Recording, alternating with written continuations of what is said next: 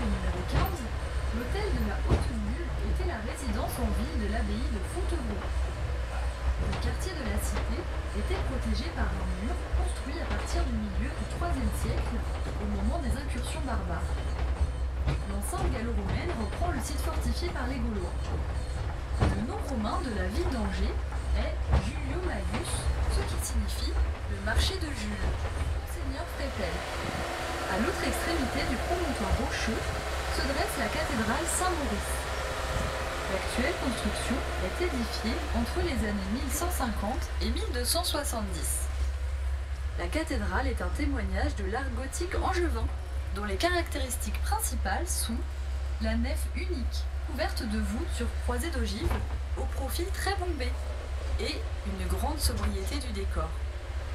D'ailleurs, vous pouvez constater qu'aucun arc-boutant extérieur ne contrebute.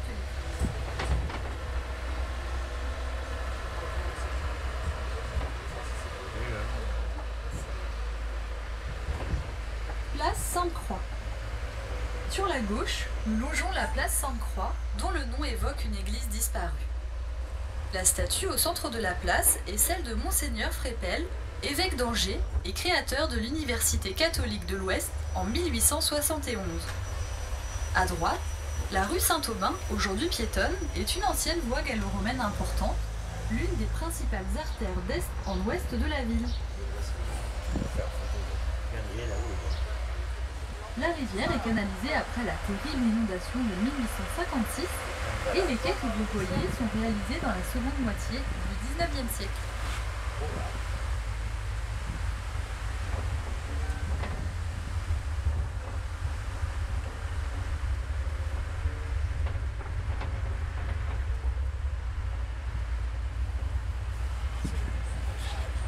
Pont de Verdun.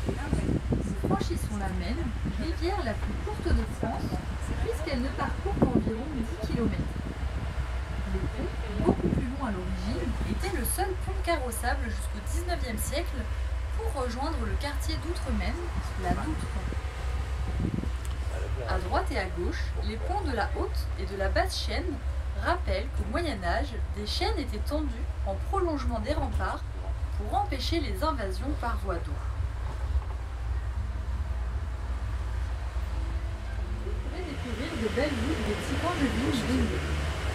À gauche, des maisons à pans de bois de différentes époques, particulièrement la dernière, datée de 1582, décorée de motifs de la Renaissance.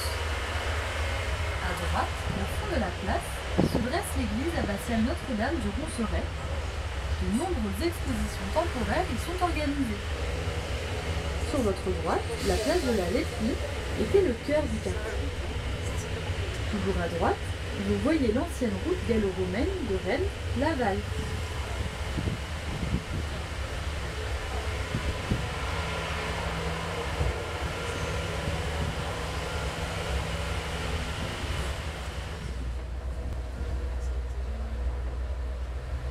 Rue Montfroid.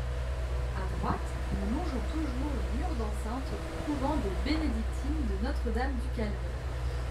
À gauche, puis de chaque côté de la rue, vous pouvez voir plusieurs hôtels particuliers de familles nobles des 15e et 16e siècles, avec leurs tours d'escalier, et des hôtels particuliers des 17e et 18e siècles, avec des portails monumentaux pour permettre aux attelages de passer.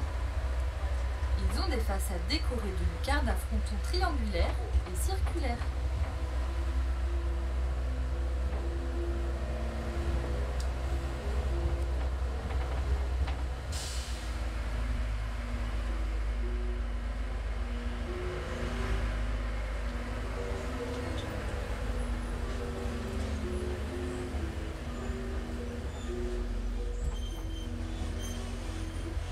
Rue Malsou. À droite s'impose la façade sur rue d'un hôtel particulier du XVIIIe siècle, décoré d'un balcon central au motif de volutes s'enroulant autour d'une feuille centrale. Toujours à droite, une tourelle accroche l'œil pour marquer la noblesse de la demeure dont nous longeons la façade du XVIIe siècle. Couverte d'une charpente à impériale en forme de carène de vaisseau renversé, il s'agit de l'hôtel de Tinténiac ou Grandet de la Plesse.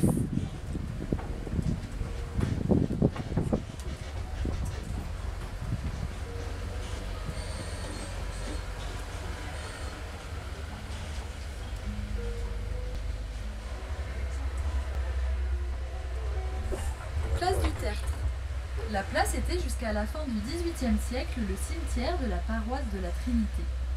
C'était le point d'aboutissement d'une grande procession disparue en 1968, la procession du Grand Sacre, le jour de la Fête-Dieu. Cette procession avait été instituée pour expier les propos blasphématoires d'un archidiacre local. La procession partait de la cathédrale et arrivait sur la place 4 heures plus tard. Au XIXe siècle, un reposoir néo-gothique est construit pour l'adoration du Saint-Sacrement. La fête du Sacre est si importante que les jeunes filles n'hésitent pas à faire stipuler dans leur contrat de mariage que leurs fiancés promettent de les y emmener. Rabelais, étudiant à l'école de médecine d'Angers, venait souvent dans ce quartier où son oncle tenait une auberge.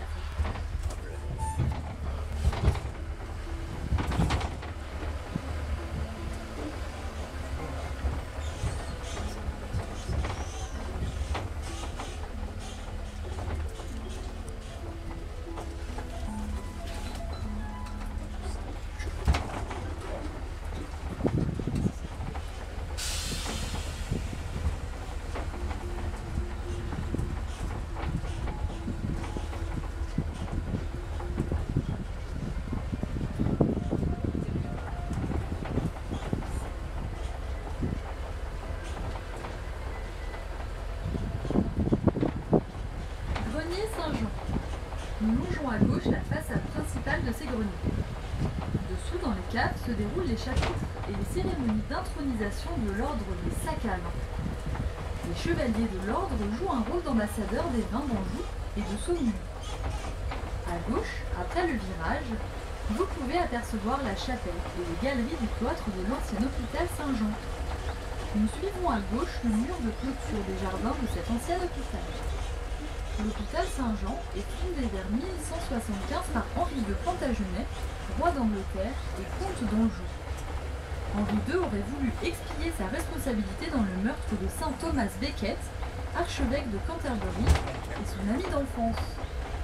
C'est le plus ancien hôpital civil conservé en France. Depuis 2000, le Val-de-Loire, entre Sully-sur-Loire et Chalonnes-sur-Loire, est classé au patrimoine mondial de l'humanité par l'UNESCO au titre des paysages culturels. Angers est une des portes de ce parc.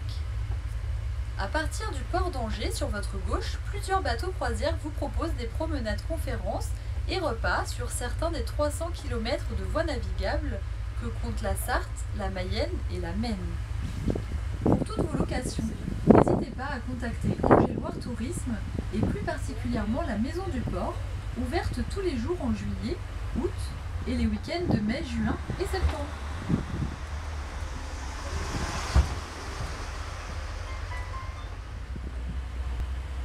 Plaine inondable.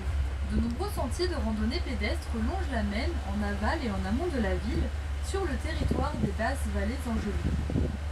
Sur votre droite, la boucle verte est un parcours en site protégé d'une dizaine de kilomètres qui permet aux piétons, cyclistes, patineurs et skateurs de relier facilement le centre-ville aux grands espaces naturels situés aux portes d'Angers.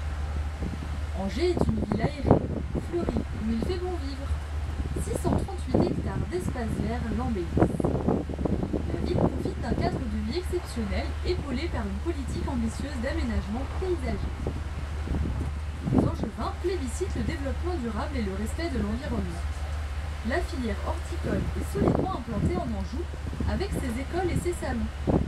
Récemment, Terra Botanica a ouvert le plus grand parc d'attractions européen, ludique et pédagogique, entièrement dédié au végétal. En 1989, le château devient le siège du comité révolutionnaire d'Angers. La forteresse est utilisée comme prison durant la Terreur et les guerres de Vendée. Les 25 et 26 mai 1944, Angers subit son premier bombardement. 6 bombes tombent sur le château, dont 3 dans l'enceinte même. Une voûte de la chapelle s'effondre, le logis royal est incendié, les toitures sont arrachées. La reconstruction de la chapelle démarre en 1945, les jardins sont plantés et le château est ouvert au public en 1948.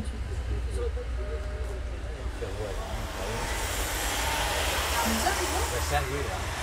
arrivons au terme de notre promenade en espérant que vous avez passé un agréable moment. Pour compléter ce parcours, Vous pouvez suivre les visites des guides conférenciers, Ville d'Art et d'Histoire d'Angers Loire Tourisme. Ils vous proposent des visites découvertes et plus ponctuellement des visites thématiques et des visites spectacles. De plus, ouvert toute l'année, l'Office de tourisme d'Angers vous accueille pour toutes sortes d'informations. Vous y trouverez tout ce que vous désirez savoir sur Angers et l'Anjou.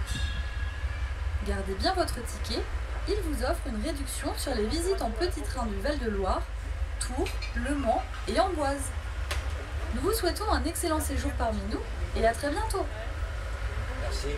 Merci beaucoup.